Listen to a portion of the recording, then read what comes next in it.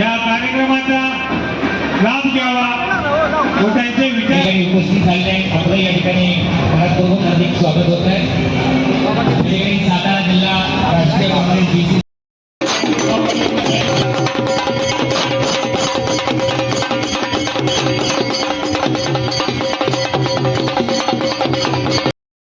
मन निस्वार्थी सेवेत तुमच्या विनम्र अभिवादन. काल झालेल्या दुर्घटनेत महाराष्ट्र राज्याचे धडाडीचे कार्यकर्ते धडाडीचे पाठक पिंकी माळी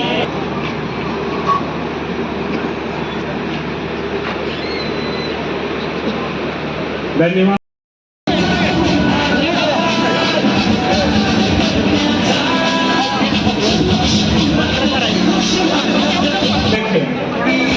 त्यांचं स्वागत प्रिन्सिपाल पंकज पाटील यांनी यांचा सत्कार शरद चालू पवार करत आहेत.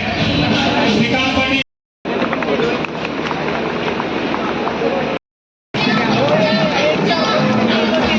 रवींद्र बेडेकर यांचे स्वागत होत आहे. सर्वांनी शाळा अधिकाऱ्याचं स्वागत करावे. आपला विजय नक्की आहे.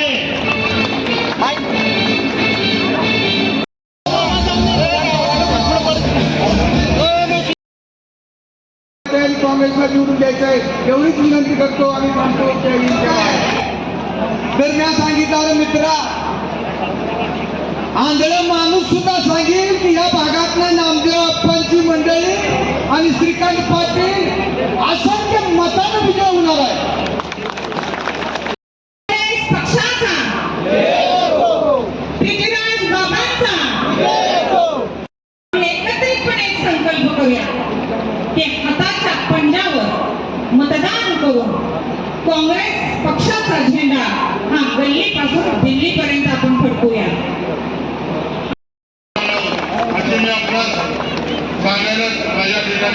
त्याचबरोबर पाटील रवींद्र बडेकर हेही मोठ्या मताधिक्याने या ठिकाणी निवडून परिषदेचे आणि पंचायत समितीचे दोन्ही उमेदवार या ठिकाणी तुम्ही निवडून दिले.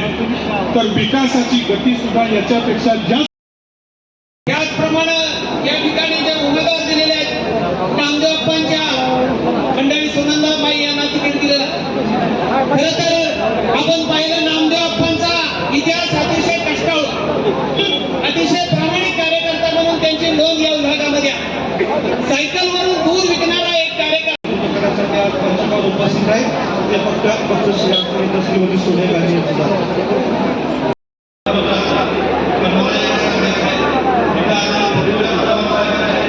निवडणूक आणि ही निवडणूक ही तुमच्याची निवडणूक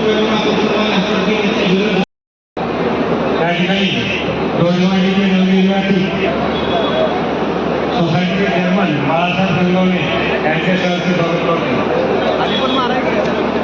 त्यानंतर ज्यांचे कार्य महान आहे प्रेरणादायक प्रवास आहे तो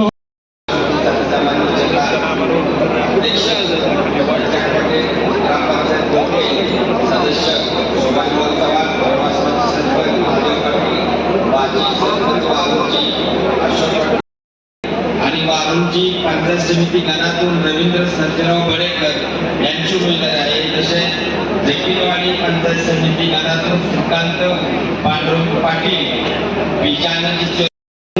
जर आपण अशी घटनेमध्ये तरतूद नाही की इथे काँग्रेसचे जिल्हा परिषद सदस्य निवडून आलेले आहेत आणि त्यांना निधी मिळाला जाणार नाही असं गेलेला आहे. सगळ्यात जास्त लाभार्थी लाभ जर कुणाला मिळाला असेल तर वारुंजी गटाला. कारण त्याच्या पाठीमागं कारण असं आहे की त्याचा पाठपुरावा सतत बाबाच्या पाठीशी पाठीमागं मुख्यमंत्री असल्यापासून किंवा आता पंचायत समिती सदस्य बाबा म्हणजे छान दिसतात. मला काही त्रास नाही. अजून बसलेले बोले बोलते छान पण म्हणाले खिशात साप पाळायची विलास काका पाळत होते पण दात काढून पडत होते.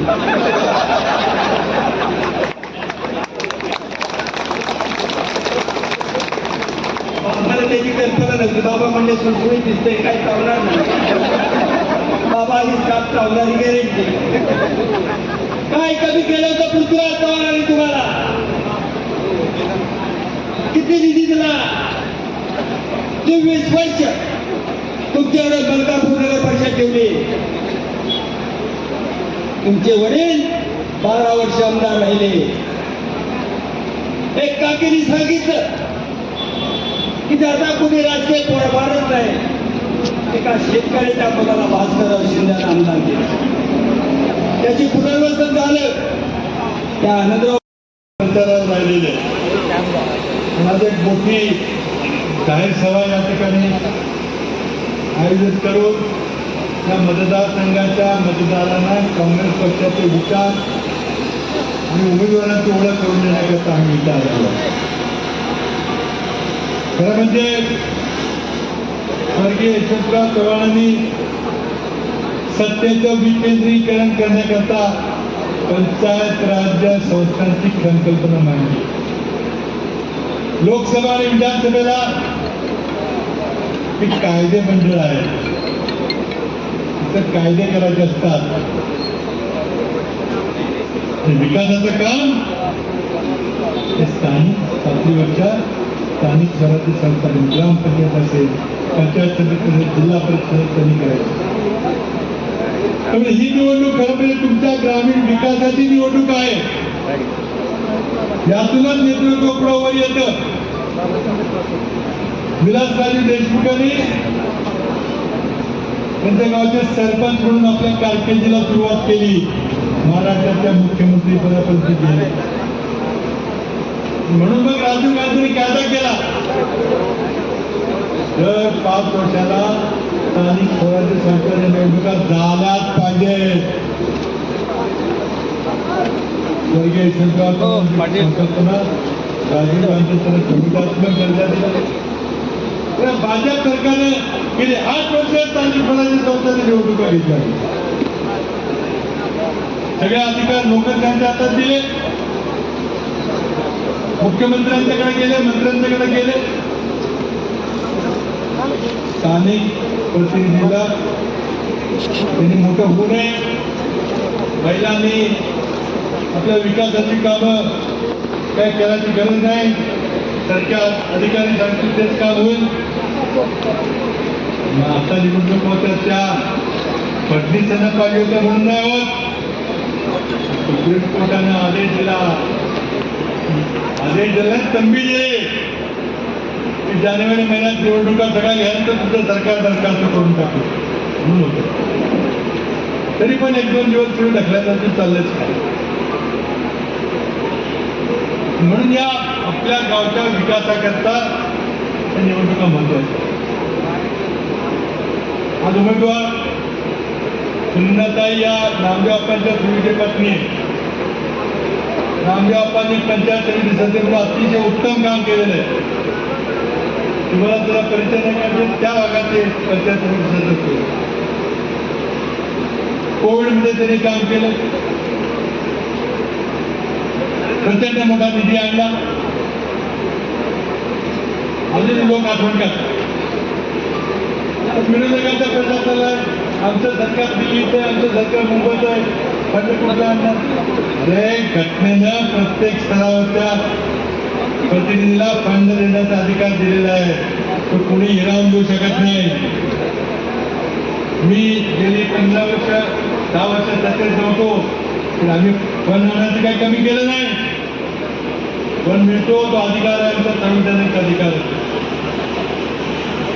पाणी केलेले काम आता संबंध करतात. श्रीकांत पिजांचा मुलगा पिजांना मध्ये क्लासमेट आज नकीलवाडी ग्रामपंचायतीला मदरसा ग्रामपंचायत त्यांच्या काळात झालं. आज रामदादांची मला आठवण येते. पहिल्या निवडणुकीमध्ये रामदादा सरपंच होते. त्यांनी मोठं काम केलं. त्यांच्या नेतृत्वाखाली गावाचा विकास झाला. हे उमेदवार पण काय त्या निवडणुकीला 2 बाजू असतात. पक्ष आणि उमेदवार. उमेदवार अप्पा, त्यांच्या पत्नी आहेत, रवी बडेकर आहेत, श्रीकांत पाटील आहेत. पक्ष तितका महत्वाचा आहे. या पुढच्या काळामध्ये फक्त 2 विचारधारा शिल्लक राहणार आहे. काल विचारांचं दुर्दैवी निधन झालं. देशाच्या राजकीय परिस्थिती राज्याच्या परिस्थितीमध्ये आमूलाग्र बदल होताना दिसतो.